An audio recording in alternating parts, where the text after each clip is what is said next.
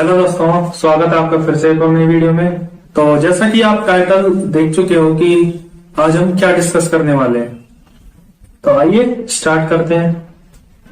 तो देखिए दोस्तों, आज हम जो डिस्कस करने वाले हैं उसका टॉपिक है कि पुराने टाइम में यानी लगभग 1975, 1979 के टाइम की इंजीनियरिंग और अब यानी 2023 के टाइम की इंजीनियरिंग में क्या डिफरेंस है। तो बहुत अच्छी होने वाली है वीडियो, बहुत बहुत इंटरेस्टिंग होने वाली है वीडियो, तो आप इसको ध्यान से सुने। तो देखिए, सबसे पहली बात तो यही कि आज के टाइम में जो इंजीनियरिंग का जो मतलब लोग समझते हैं उसका नाम है बीटेक, यानी बीटेक को ही लोग इंजीनियरिंग समझते हैं।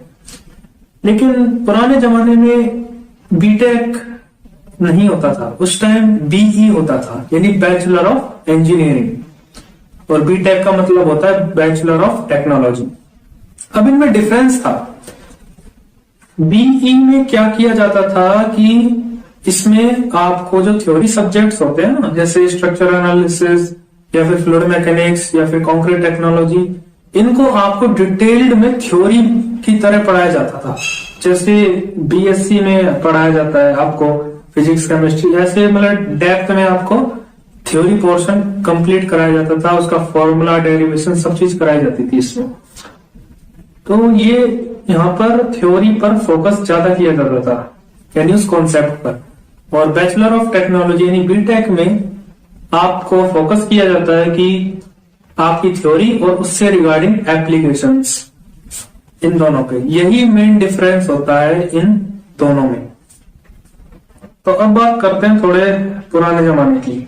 तो देखिए, अगर हम 1975 की बात करें यानी 1975 की बात करें, तो उस समय रियलिटी ये थी कि इंजीनियरिंग कोई करता ही नहीं था। हाँ, सच बात है, कोई नहीं करता था इंजीनियरिंग। और अगर देखा जाए कि स्टेट से कितने इंजीनियर निकलते थे, तो रियलिटी बता रहा हूँ, शॉक हो जाओगे। 10 से 15 इंजीनियर हर साल स्टेट में निकलते थे। जैसे मैं राजस्थान में रहता हूँ, आप शायद हो सकता है यूपी में रहते हो या फिर बिहार में रहते हो या फिर जम्मू में रहते हो, तो मतलब स्टेट में आपके 10 या 15 इंजीनियर ही निकलते थे, पास आउट होते थे बस।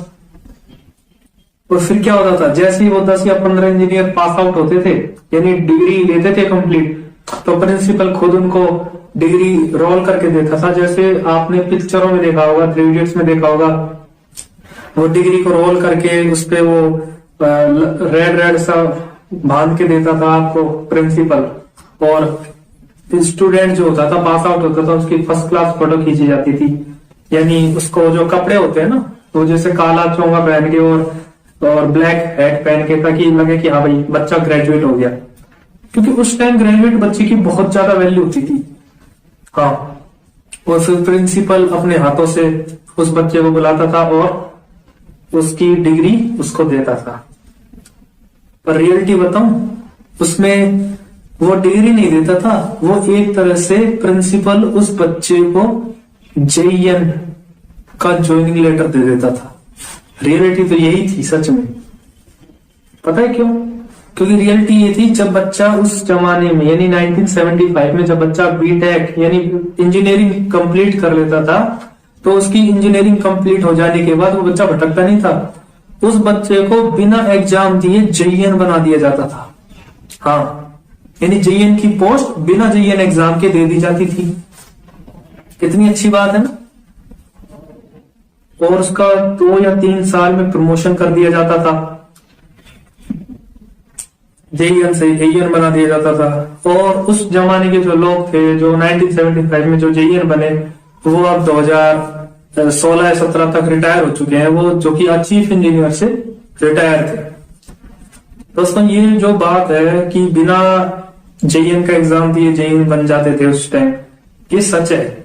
ये आज के टाइम अगर इस बात को कोई बोले तो एक सपना सा लगता है, यार ऐसा कैसे होता था, लेकिन ये होता था। हाँ, और उस टाइम सच में डिग्री की वैल्यू होती थी, या कोई भी पढ़ाई करिए उस पढ़ाई की वैल्यू होती थी। खैर, ऐसा क्यों हुआ कि आज इंजीनियरिंग का स्कोप धीरे धीरे कम हो रहा है, बच्चे नहीं जा रहे, तो इसके बारे में भी हम चर्चाएं करेंगे। तो अब समझते हैं कि आज प्रेजेंट टाइम में क्या हुआ है इंजीनियरिंग के साथ। तो जैसा कि आप सभी परिचित हो कि आज के टाइम में इंजीनियरिंग जो बच्चे करते हैं उनकी संख्या है 15 लाख। हाँ सच है, उस टाइम थी 10 से 15, यहां पर थी 15 लाख आज के टाइम में। और इंजीनियरिंग करने के बाद कोई वैल्यू नहीं होती उस डिग्री की जब तक आपकी जॉब नहीं लगती। सच है ना बात।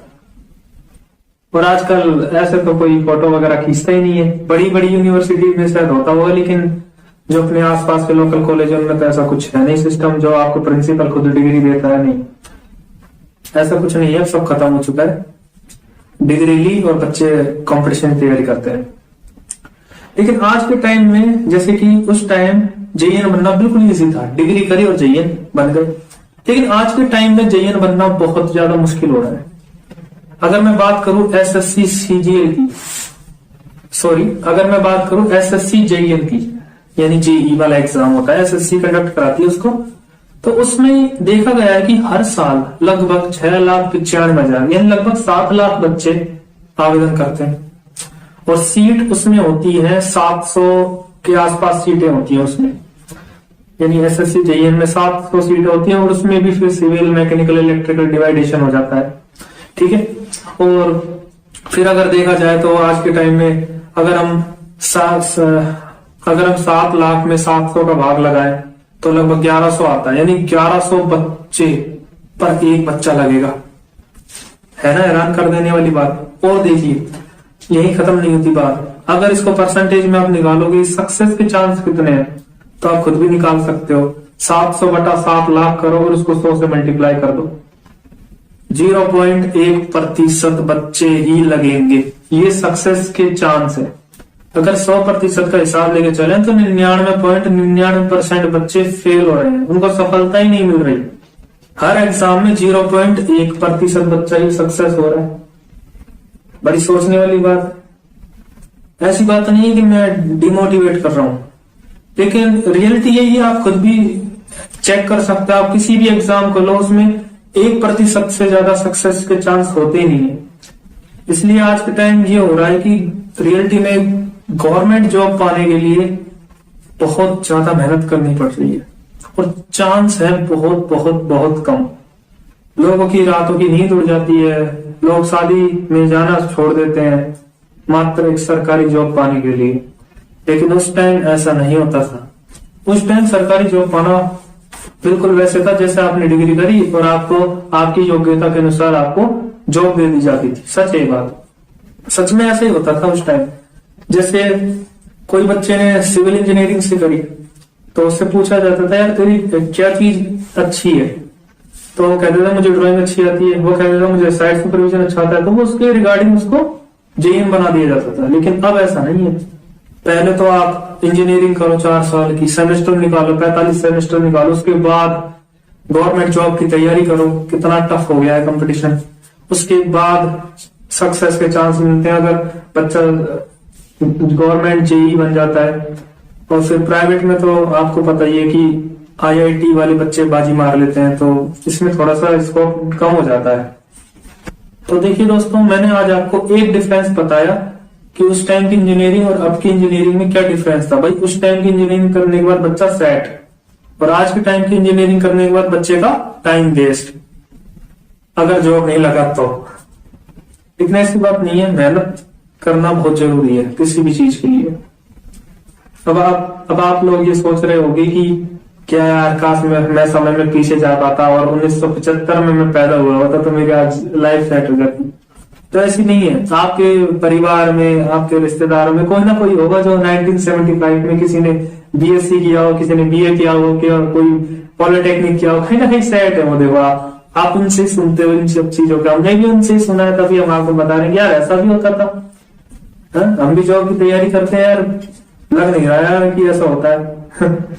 नहीं दोस्तों, हम और भी डिफरेंसेस को कवर करेंगे, लेकिन समय के अभाव में हम आपको धीरे धीरे करके एक एक चीज को समझाएंगे। ठीक है। और ये भी समझाएंगे कि उस टाइम बच्चे इंजीनियरिंग कम क्यों करते थे और आज बच्चे भर भर के इंजीनियरिंग क्यों कर रहे हैं।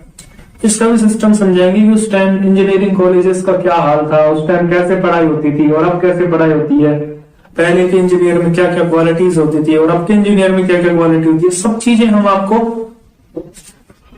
डिटेल से समझाएंगे। तो इसलिए आप आने वाली सीरीज को भी हमारी कंप्लीट देखिए। ये पार्ट 1 था, पार्ट 2 पार्ट 3 आएंगे। तो मिलते हैं अगले पार्ट में, तब तक के लिए धन्यवाद। आपका दिन अच्छा हो।